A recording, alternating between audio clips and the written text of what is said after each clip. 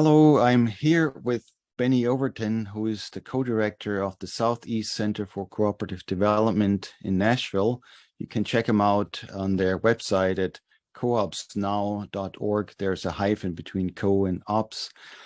Benny has many years of experience. He's been the former president of the UAW Local 737 in Nashville.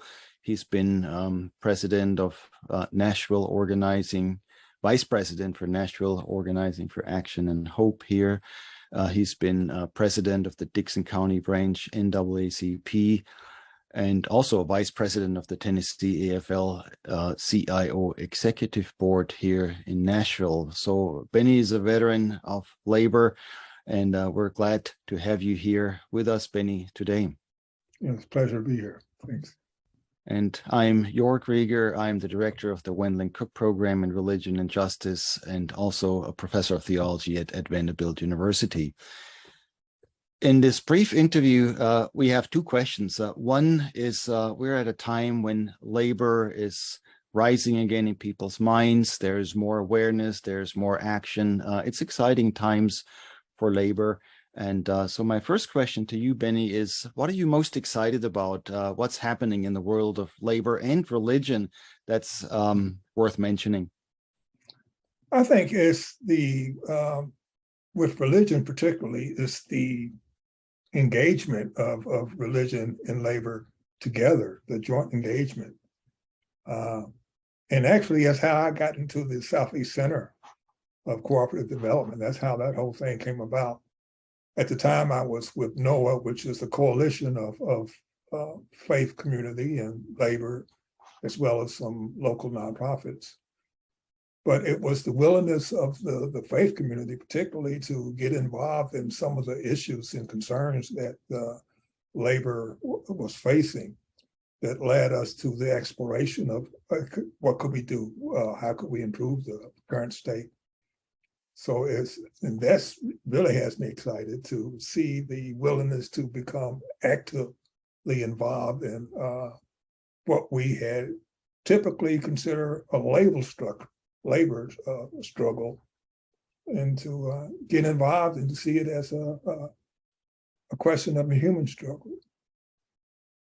So for you, you're really witnessing to this connection between revival of labor, but also a revival of religion, where religion maybe can make a difference in a way that hasn't always happened, certainly doesn't happen always here in the Southeast, but we're seeing something good happening, some real energy emerging.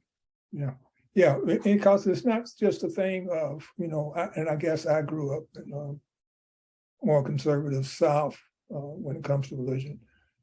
And you tend to think of the faith approach to it is to look forward to the afterlife, as you could enjoy the fruits of your good life here on earth. But with what I'm witnessing here lately is again, the activation of faith with labor to address the issues here on earth, to address the issues here and now, and to make an impact and to make a difference, to do something about the oppression that's going on. And here with labor, I'm thinking more of the economic oppression that's going on, but to do something about that, to make a difference. And that's something that you've done for many years, and that you're doing through the Southeast Center for Cooperative Development, which to my knowledge is also the only center, worker cooperative development center, that's also putting together religion and labor. So you have done some of this work. It's actually on your website, and something that we're collaborating with also through the Wendland-Cook program. I'm very excited about this. Which leads to my second question. Having talked about where the excitement is, where's the work? What still has to be done? Where do you think people of labor people and faith people might do something that makes a difference? And I will say it in these terms, somewhat general, but I think it has to do with addressing the compartments that we're in. Dissolving the compartments, because we have compartmentalized so much of our lives that we tend to view our faith life is something separate from our work life.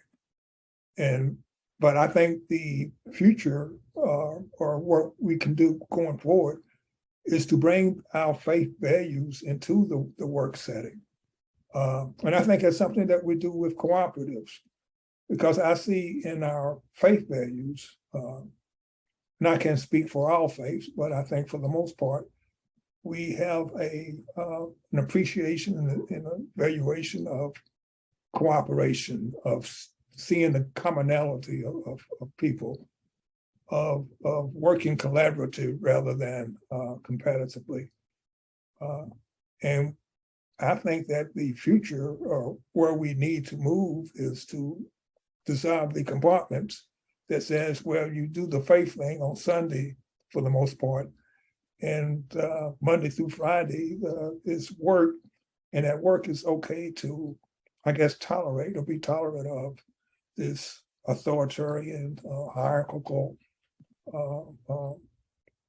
master-servant type relationship that I think is somewhat counter to, I think, the values that we have in faith, where we see each other as brothers and sisters and more egalitarian and pure. So. Thank you so much for that response. I think it's wonderful to think about work as not having to be as hierarchical and as dictatorial, right? To think about work as collaborative, cooperative, democratic, and so on.